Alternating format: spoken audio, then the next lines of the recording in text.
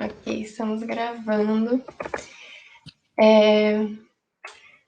Bom, primeiro eu queria agradecer, né, você a conceder essa entrevista aqui pra gente da Cineplayers. Eu que te agradeço pelo convite. É um prazer ter você aqui, eu sou super fã do seu trabalho.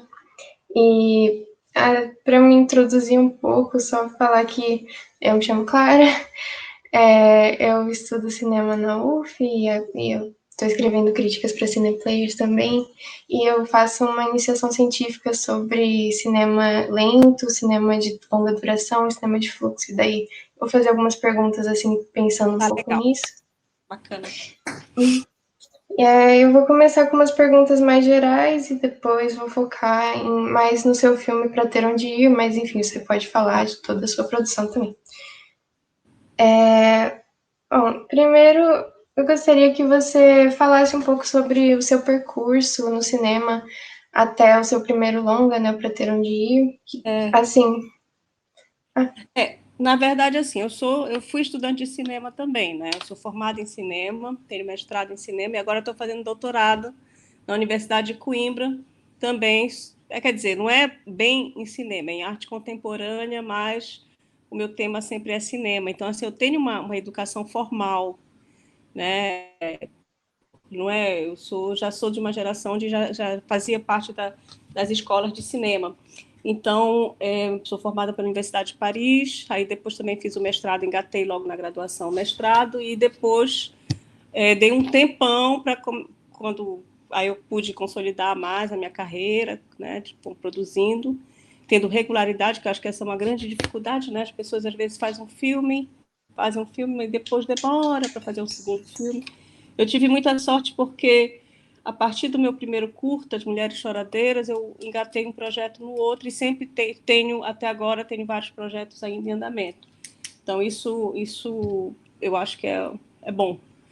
Então, assim, eu me firmei, eu acho que assim, isso é bom porque quando a gente entra na escola de cinema, a gente quer fazer milhões de filmes, quer estar aí, mas a gente não vem para a realidade, né? Ou seja, como é que eu vou sobreviver, como é que eu vou fazer 40 anos de filme, 50 anos de filme, porque é uma trajetória, é uma carreira, né? E uma coisa incerta, ainda mais no Brasil, que uma hora a Ancine está lá em cima, outra hora a Ancine a gente não pode mais contar com a Ancine. Então, enfim, as situações são essas. Então, assim, eu comecei, meu primeiro curta foi As Mulheres Choradeiras, que era através de um incentivo do Ministério da Cultura, que na época, eu acho que foi 99 ou 2000, e era governo Fernando Henrique, e eles lançaram o edital para curta-metragem.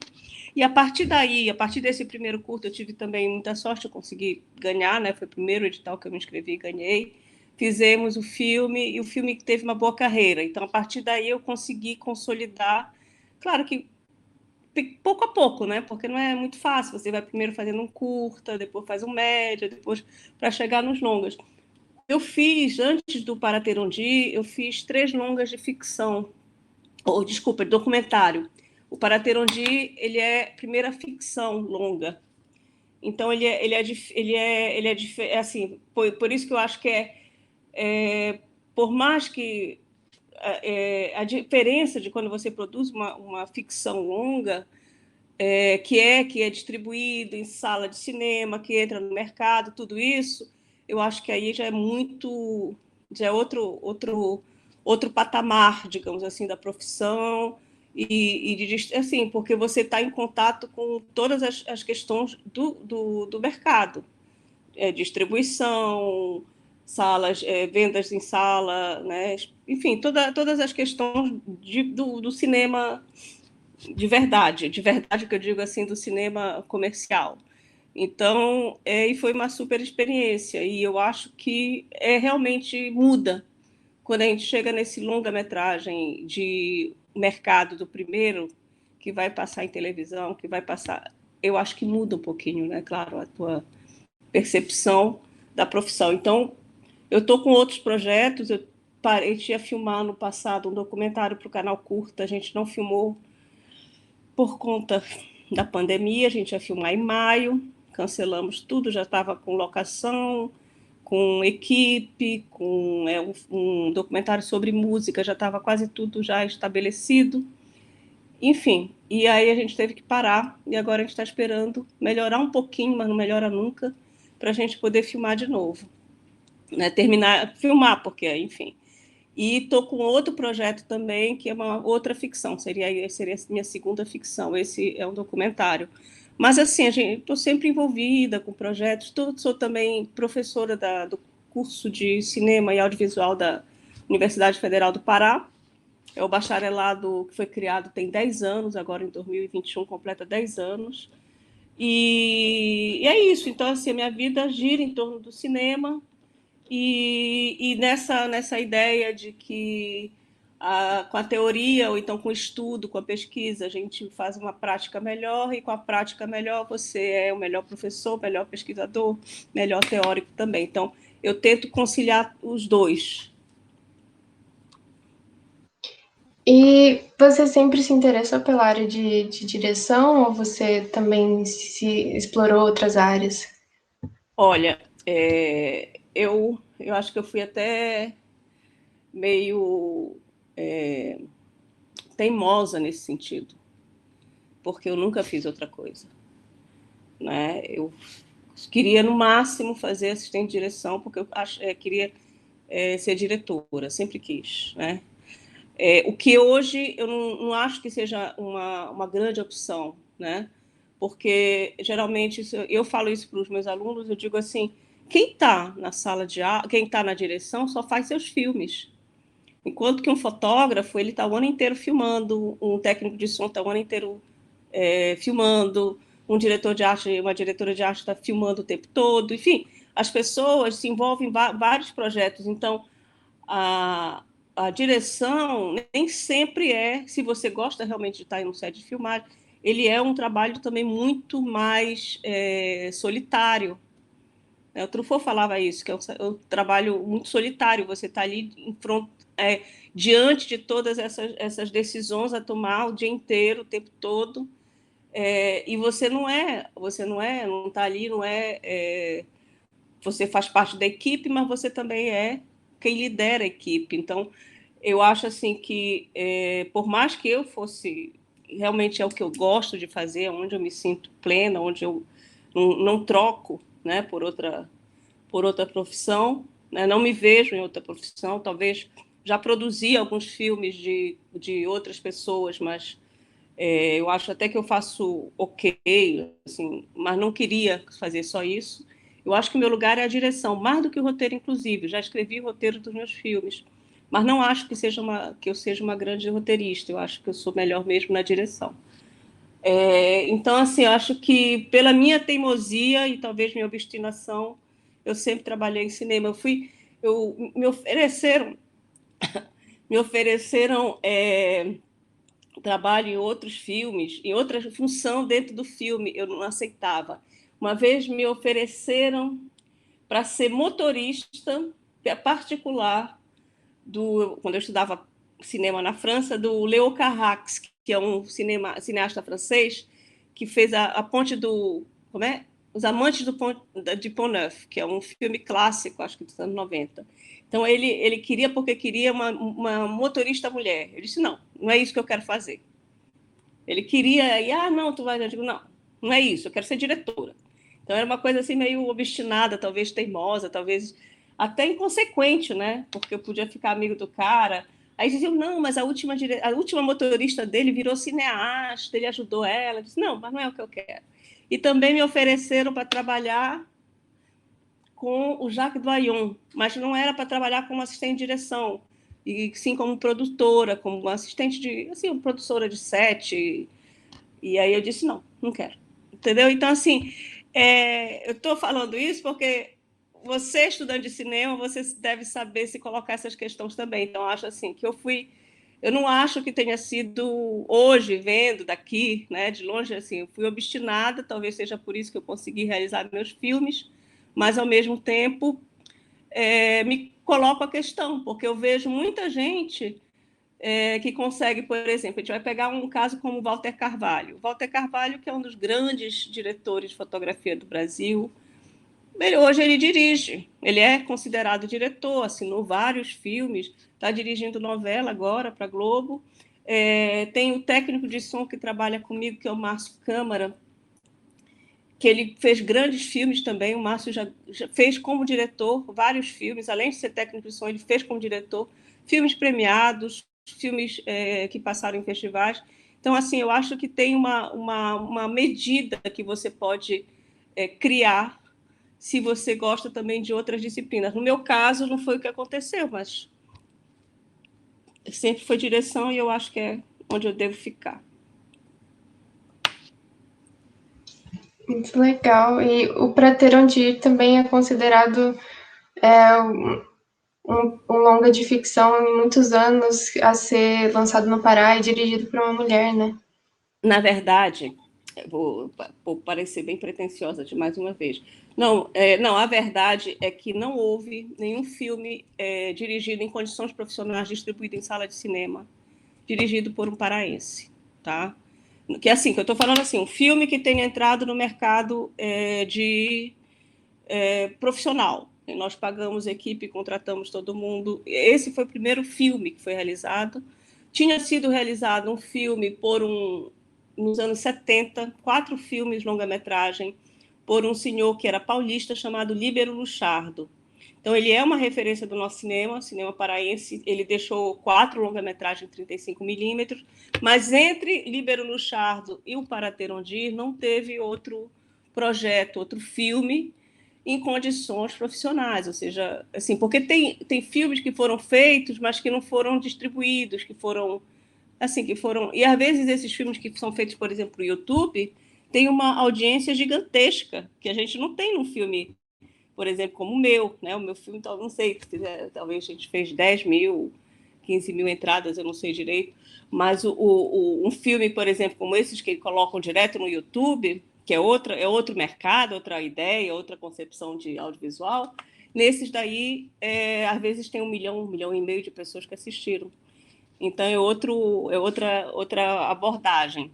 Então, sim, foi o primeiro filme e dirigido por mulher, com certeza. E agora tá disponível na Amazon Prime, né?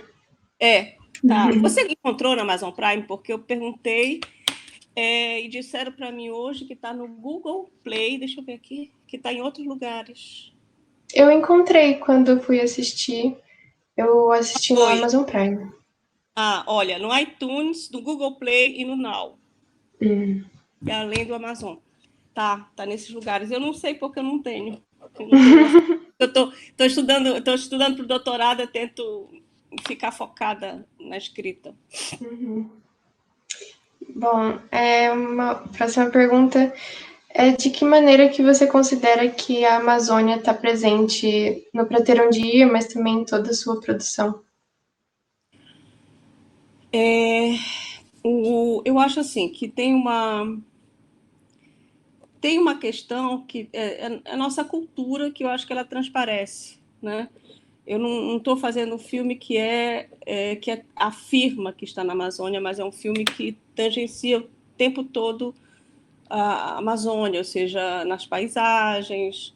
Eu acho que na temporalidade dos planos, na maneira de falar, na maneira de agir, no tempo, assim, tem muita coisa também nessa relação com a água, né? Eu acho que quase todos os meus filmes têm água, né?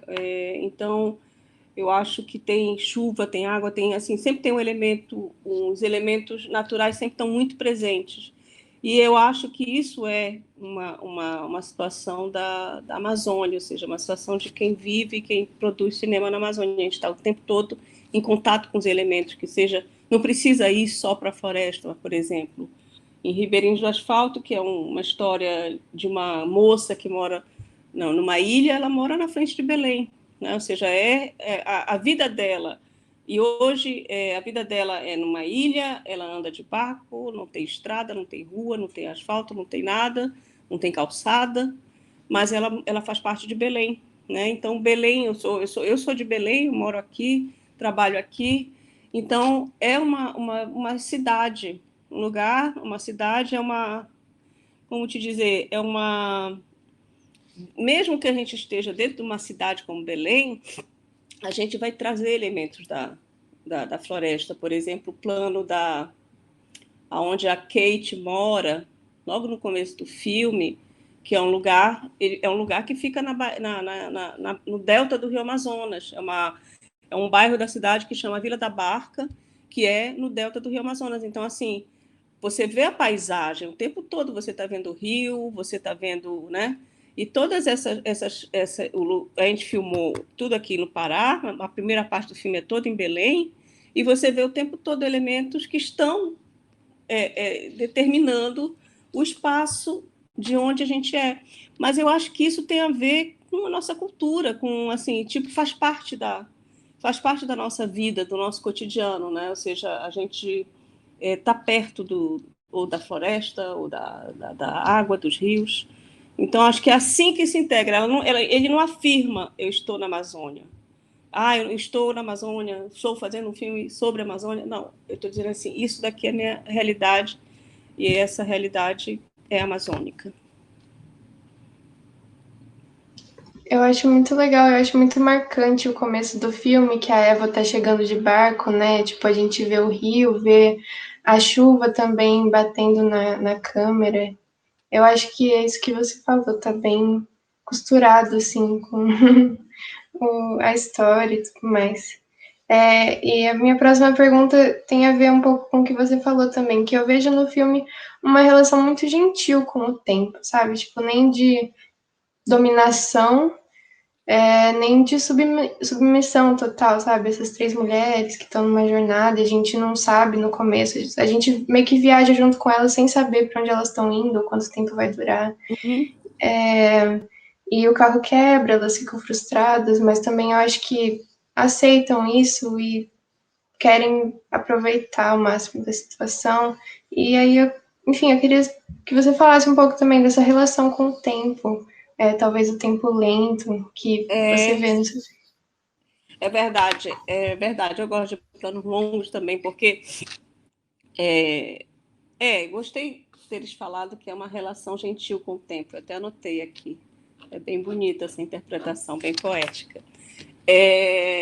Eu acho assim que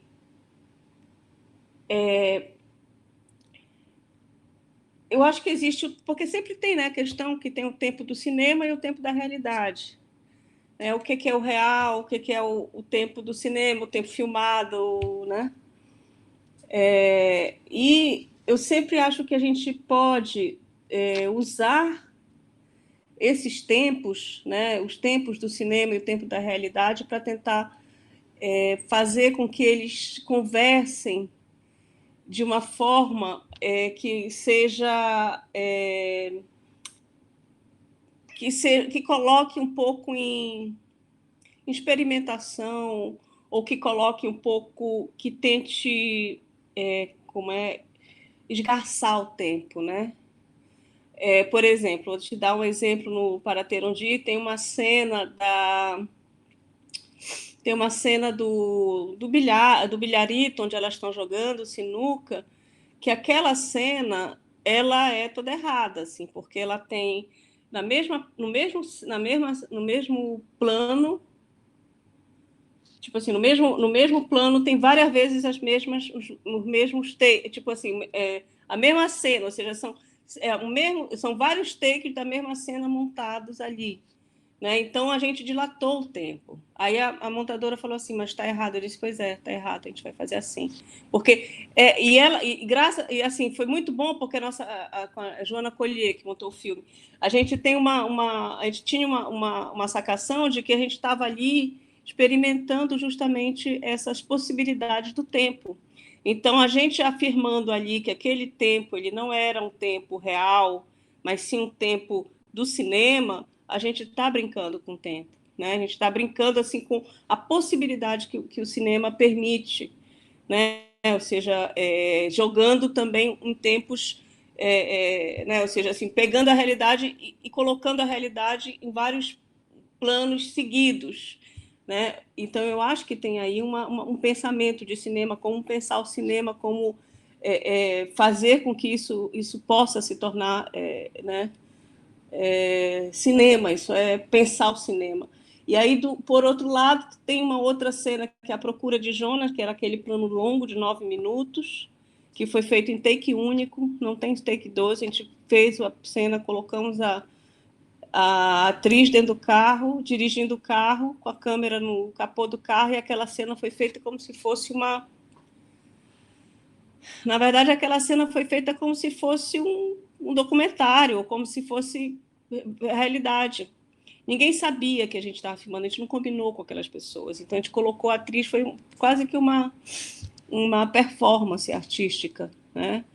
Então, aí, nesse movimento, que também é uma questão, por exemplo, plano de 9 minutos, é um plano longo, né? Cinema contemporâneo está muito cheio desses planos, o cinema de fluxo que você falou. Então, assim, eles têm em 9 minutos, ele é o tempo todo esse diálogo entre ficção e realidade. O que é realidade, o que é ficção? Não é documentário, eu acho que é realidade e ficção. Né? Ou seja, porque a gente vem com uma atriz que tem um texto para dizer, né? Ou seja, ela tem uma história para falar, e a gente tem, por outro lado, pessoas na rua, né? Ou seja, na rua não, na praia. Então, eu acho que ali teve também uma maneira de lidar com o tempo, atravessando um pouco esse limite entre ficção e realidade. Então, eu acho que o tempo... e a gente fala também que tem um tempo amazônico, porque é um outro tempo. Não é só o tempo, porque tem um tempo que a gente diz que é o tempo amazônico, porque nossas regiões são muito grandes. Então, assim, você vai para um lugar, demora mais, mas não é só isso. Existe um tempo cultural, existe uma outra concepção cultural do tempo, né? Da espera, da contemplação. E eu acho que isso também está, do desfrutar, né? O Ailton Krenak fala isso naquele livro dele, que ele fala assim: a vida não é útil. E não é a vida não é útil pelo fato dela ser inútil. A vida não é útil pelo fato de você desfrutar da vida. A vida não precisa produzir alguma coisa. Você não precisa dizer, hoje eu produzi, sei lá, 50 sapatos. Não interessa. O que interessa é, hoje eu tomei um banho de rio, desfrutei, fui feliz. Então, é nesse sentido que a vida não pode ser útil, né, que ele coloca do filme. E eu acho que isso tem a ver com a cultura amazônica, eu acho que isso tem a ver também com a herança dos povos originários, e que eu acho que passa pela cabocla, a cultura nossa, de nós que somos da cidade, nós que somos da Amazônia. Então, eu acho que tem, sim, isso, eu tento trazer isso para os filhos.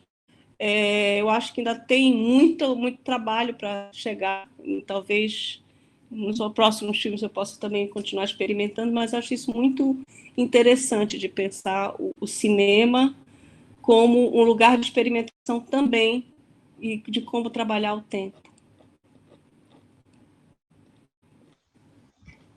Muito, muito bonito isso que você falou, e eu vejo isso no seu filme também, essa questão do tempo. Você falou de algumas sequências, e uma sequência que eu acho muito interessante é aquela da balada, da festa, com as luzes, as batidas, e tem uma hora muito interessante, assim, que vocês filmam as pessoas dançando e a gente meio que vê uns vultos, assim. É, E eu queria saber como você pensou e como vocês filmaram essa sequência. esse efeito, que é tipo um efeito de câmera lenta, né? Que chamam de strobo, sei lá como é que chama. Na verdade, é um efeito que tinha, é um efeito antigo que tinha nas primeiras câmeras de vídeo. Você jogava a velocidade lá para baixo e você conseguia esse efeito, né? Um efeito meio borrado. Ou então, já na fotografia analógica, também você tinha isso, que é tipo, tu tinhas na analógica, você podia também trabalhar com a velocidade do filme. Então, isso eu conversei com o fotógrafo, ele disse, ixi, como é que a gente vai conseguir fazer com as câmeras atuais, né? Porque é um efeito antigo, e que eu gosto muito. Tem um outro filme que eu usei já.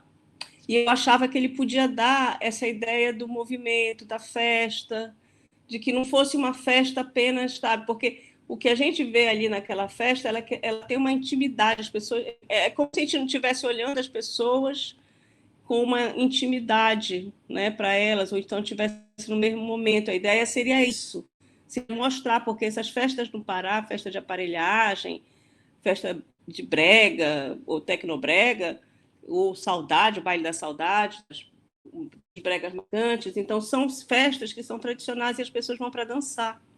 E as pessoas dançam muito bem, né? Então eu acho assim que e eu acho que esse efeito ele retrata um pouco, porque ele não é ele protege um pouco talvez as pessoas, e ele mostra talvez o envolvimento delas mais do que aquela coisa assim, não, olha, elas estão dançando a dança assim, não, você sente o que está acontecendo. Eu acho que esse filme, o Para Ter um Dia, a gente trabalhou muito com essa ideia de sensações, né? Do que a gente pode provocar com sensações.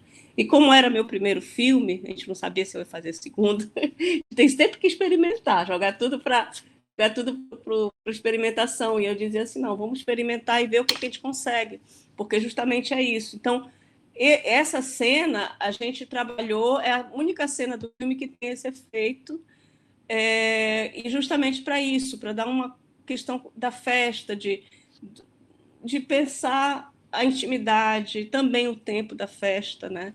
E de mostrar, sei lá, mostrar como as pessoas, como aquela vida também, a vida das personagens, enfim, era uma tentativa de mostrar essa relação também das pessoas com a música, né? As músicas são todas paraenses naquela festa, aquelas festas são muito comuns no Pará, aquela música tecnobrega é muito comum no Pará. Então, assim, fazia parte de todo esse movimento.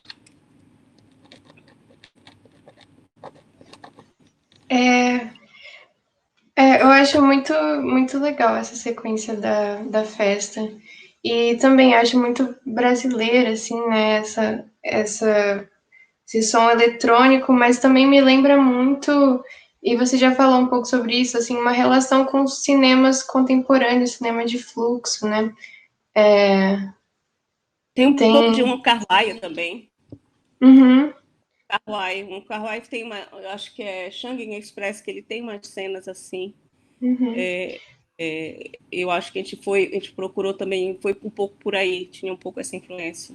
Sim, eu ia perguntar isso, assim, porque eu também vejo, sabe, Millennium Mambo do Hou Xiaoshen, também acho que Sim, tem essa. sim, total. Uhum. Era É. esse que você ia perguntar? Se você tem alguma referência ou relação, assim, como você vê Sim. a relação do seu filme com cinemas de fluxo, cinema contemporâneo? Eu acho que o Millennium Mambo, sim, eu tenho isso como uma referência, né? É um filme que eu acho que tem a ver, eu acho que o próprio Wong Kar-wai, a fotografia dos primeiros filmes do Wong Kar-wai é fantástica, eu acho que me influenciou muito. Eu acho que tem porque assim, eu tive quando eu trabalhei eu trabalhei assim, eu fui fotógrafa durante um tempo, tinha meu trabalho, fazia exposição e tudo mais. Então, ainda faço até hoje, mais ou menos. Então agora, mas então assim, tudo que o cinema, quando eu vou fazer alguma coisa, geralmente eu sou muito mais apegada à fotografia do que ao som, do que às outras modalidades, né? Então eu tenho assim eu pesquiso muito fotografia. Então esse foi um dos filmes que eu pesquisei. Eu acho que Millennium Mambo, tá? Tem sim, você tem toda a razão. O Wong Kar-wai tem também. E eu acho que ele tem também, aí eu não sei, acho que não pode ser considerado cinema de fluxo, tem a Basqueirostami. Porque essa cena da procura de Jonas na praia, ela é muito a Basqueirostami, né? Ou seja, aí eu já não sei, porque eu não sei como é que ele é considerado, porque ele é tão inovador no momento em que ele faz, que ele não é, né, não é tão contemporâneo. Então eu acho que tem algumas relações. Teve um outro que a gente tentou fazer, mas era mais na estrutura narrativa também, que a gente foi procurando, porque que é os filmes do Now, eu não sei dizer o nome dele, é o Nigel Bridge Ceylan, que é o turco, que fez Os Três Macacos, você sabe qual é? Que fez Era uma Vez na Anatólia. Esses filmes dele são muito interessantes. Bridge Ceylan, ele ganhou 2 Palmas de Ouro, o cara é fera. E ele tem uma narrativa que justamente ele sai... Ele tem, por exemplo, tem um filme dele, esse Era uma Vez na Anatólia, ele tem, eu acho que o primeiro plano do filme, sei lá, dura 5 minutos, né? E ele é toda uma apresentação do lugar e tal. Mas, assim, o que eu achei interessante no filme é que ele tem uma apresentação, a questão narrativa, né? Que era isso que a gente discutia, mas eu acho que ele é muito sofisticado, a gente talvez não tenha conseguido chegar nessa sofisticação, porque também ele já deve estar no quinto, sexto longa dele. Aí ele tem uma primeira estrutura narrativa que ela conta, na verdade, algo que você acha que é aquilo do filme. Não, aquele momento, dentro desse primeiro, digamos assim, primeira meia hora do filme, ela dali é que vai sair um pequeno fio que vai te levar para a verdadeira história do filme. Ali, naquele momento, tem uma frase que vai depois se tornar o propósito do filme. Então, eu acho assim, acho que essas estruturas narrativas a gente tentou trabalhar, né? Assim, a gente tentou trabalhar assim, discutindo, conversando com o roteirista, assim, eu escrevi o roteiro, mas eu tive consultores de roteiro, que foi o Dani Maués e o Wilton Lacerda, e também com fotógrafo, com produtor. Então, assim, a gente tentava trazer algumas referências que pudessem ser, assim, colocar a gente dentro de um desafio narrativo e artístico, criativo também. Mas, com certeza, tanto o Millennium Mambo como o Shanghain Express, acho que você viu direito, é isso mesmo. Legal saber que você tem essas referências. Legal. E então, você já falou, né, que você é professora da Universidade Federal do Pará e eu vi também que você fez parte da criação do curso, né? Sim. E aí eu queria saber qual é a sua perspectiva da educação de cinema no ensino superior do Brasil e também qual você acha que é a importância desse curso, assim, para todo o país, mas especialmente para a região norte do Brasil. Eu, na verdade, assim, eu ajudei, realmente, assim, eu fui convidada, eu não tinha plano de ser professora, mas eu fui convidada para elaborar o curso, porque eu era, como eu falei, eu tinha mestrado em cinema, aí me convidaram, eu sou formada pela universidade, e me convidaram para ajudar a elaborar o projeto, né, plano pedagógico. E aí, quando a gente terminou, aí conseguiram me convencer a fazer o concurso, né?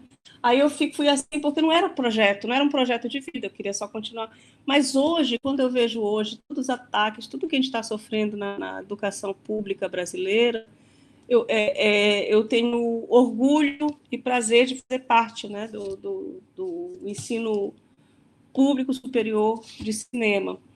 E a nossa escola, ela tem características que eu acho que são importantes, porque a gente tem 2 formações possíveis. Você tem ou a formação teórica ou você tem a formação prática.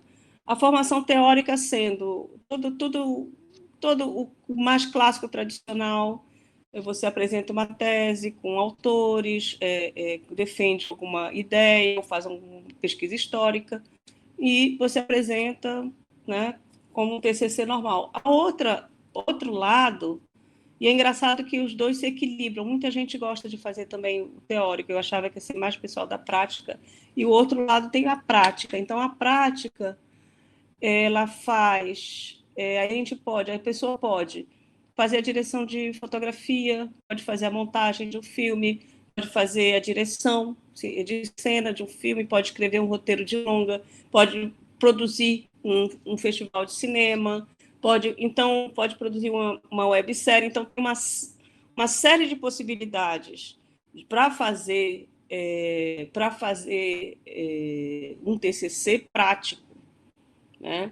E o TCC prático, você tem que apresentar um memorial. Tipo assim, você apresenta, eu fiz a fotografia, direção de fotografia de um filme que foi feito dentro da escola, aí você pega e você faz um memorial e explica suas referências, como é que você pensou, como é que você tratou. E aí então, o curso tem essa característica que eu acho que é importante. Aí, qual é que eu acho a importância do ensino de cinema? Eu acho que, porque muita gente diz, mas todo mundo pode saber, hoje todo mundo filma no celular, mas existe um embasamento histórico, estético, tem uma formação que é importante dentro das universidades. E tem também o fato de você se reunir com as pessoas que são da sua geração e que gostam da mesma coisa que você. Então, quando você entra numa universidade com pessoas que têm a mesma paixão por cinema que você, isso te ajuda muito a continuar, né? Então, aí daí à frente, as ligações se tecem e você continua trabalhando e atuando na área.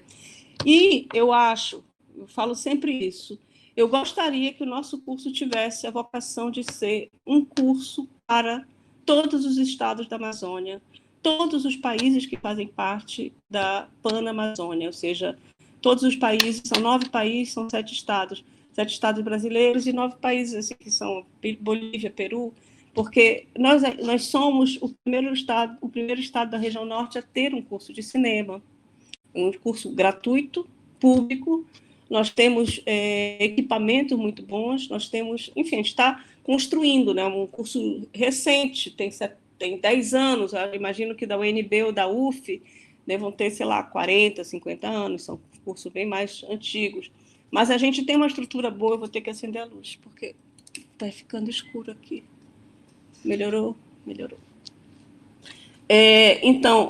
Então a gente tem. Então, eu gostaria que a gente recebesse alunos de outros estados, que a gente pudesse ser um lugar que congregue a formação para que se pense o cinema da Amazônia, cinema feito na Amazônia. Inclusive, tem uma disciplina no curso que chama Cinema Amazônico, que é para fazer um histórico do que foi produzido na Amazônia. Então, eu acho que a gente podia. Eu acho assim, eu espero que o curso com o avanço dos anos, ele possa se tornar referência.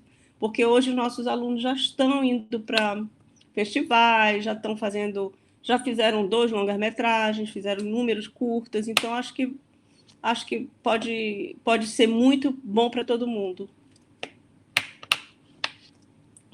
Obrigada. Eu sou de cinema licenciatura e daí eu me interesso bastante por essa perspectiva da educação de cinema, né? Acho muito legal. Eu acho assim que tem uma geração, a primeira geração de realizadores, que eu tenho que colocar.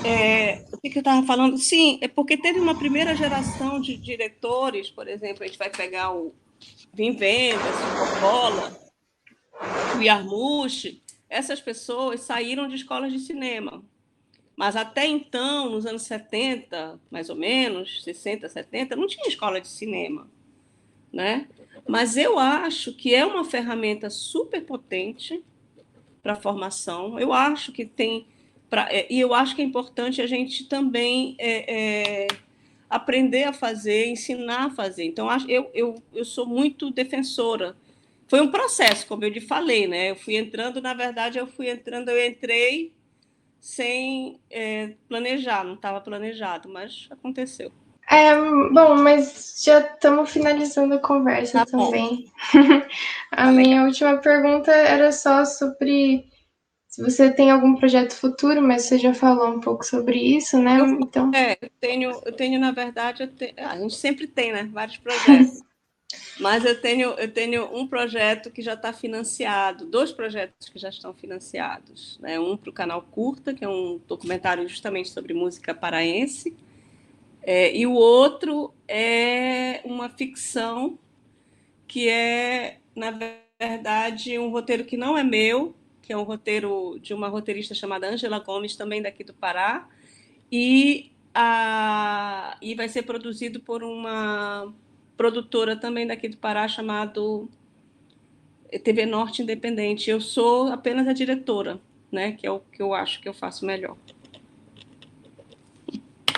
Tá bom. Obrigada. Você tem mais alguma coisa que você gostaria de falar que eu não mencionei? Não, eu acho que. Não, eu poderia te mandar onde está o filme para quem quiser assistir. E também dizer que o canal o canal da Cabocla Filmes, todos os meus curtas estão disponíveis gratuitamente. Então, eu posso te mandar o link do canal e todos os filmes que quem quiser assistir é, pode ir lá, tá gratuito. Os únicos que não estão liberados são os longas, mas os curtas estão super liberados. Tá Mas bom? assim, por Tá favor. bom. Legal, Clara, muito obrigada. Parabéns e a gente vai se falando, tá? Me mande o link quando tiver online que a gente divulga. Sim, obrigada a você. Foi uma conversa ótima. Tá bom. Obrigada. Tchau. Tchau.